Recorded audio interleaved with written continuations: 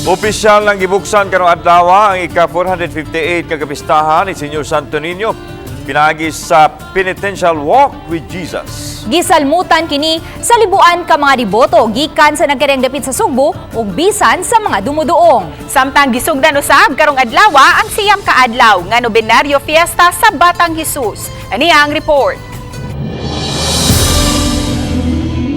Pasado alas 3 sa kadlawon, sugod nagabot-abot ang mga diboto sa Fuente Osmeña ang assembly area sa prosesyon sa imahe ni Senyor Santo Niño. Samtang ipagkatapos ang kapulisan aron pagsiguro nga luwas na dapit.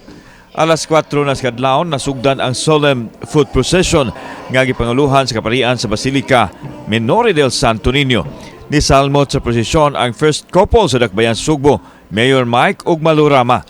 Wala magpadaog sa kabugnaw sa panahon ang libuan ka mga diboto sa pagsalmot sa Penitential Walk with Jesus. Nag-ihay og bitbit sa mga imahen sa Senyor ang mga diboto, bata man o tiguang.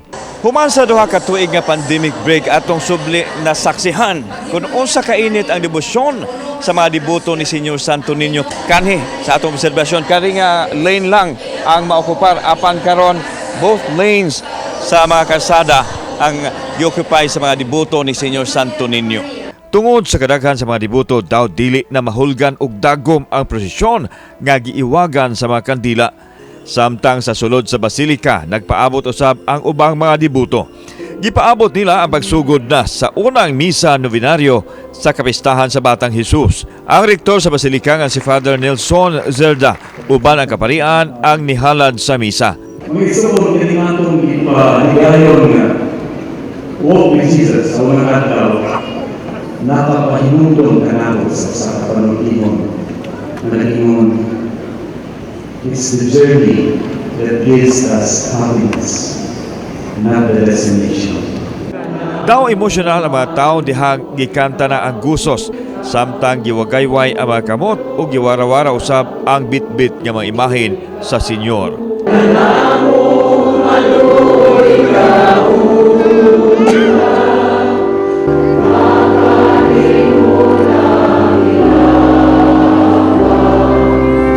Sawa pa matapos ang misa, giinstalar ang bagong Hermano o Hermana Mayor.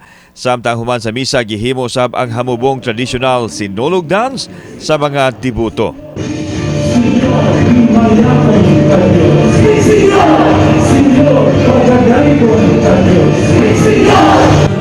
Ingon ini kasadya, dili matukib ang kalipay nga ibati sa mga diboto ni Senyor Santo Niño nga nahibalik na gyud sa naandan ang pag-celebrate nato sa kapistahan sa Balaang Bata kasi Senyor Santo Niño. Bit Senyor, mga kapuso.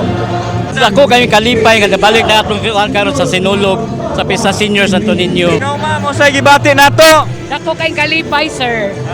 Dako kayong kalipay nga nabalik na. So, nagampo ko nga, daghan kayong salamat, Lord, nga naibalik ang maayong panahon. Ngayon nga, yata ang maayong panahon na wala mag-uwan. Unya, nga nakaselebrate sa Pasko, sa New Year, aron sa Pista Senyor. Para sa amo ang tanan o sa word nga new normal na ta, unya peace and love. Sa banabana sa CCDRRMO o sa Cebu City Police Office bukapin sa 300,000 ka mga tao ang nitambong sa solemn foot procession. Na-double yung mga tao na nag-join sa Walk with Jesus, no? So kung previously naatay figure na mga 150,000, so according to him double, so nasa mga 300 or more than 300 people ang nag-attend sa Walk with Jesus kanina. Nakita na to nga medyo nidoble gyud ang atong crowd karon, labi na nindot sa datong weather, no, wa kayo disturbance, so ni ubay-ubay jud ang nisalmot sa ato ang prosesyon karong adlaw.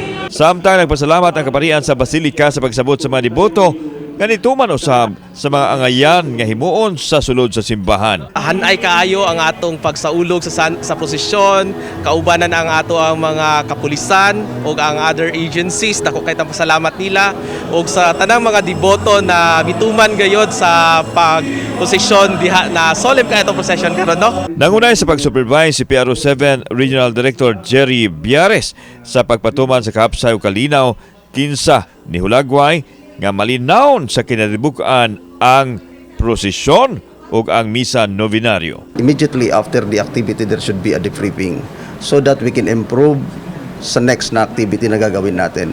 So yung mga lessons learned doon, may improve na natin. Everybody should be a part. Everybody. Behave, discipline. We cannot afford to fail. At with Senior Santo Niño around, the miracle will always set in. Wonderful.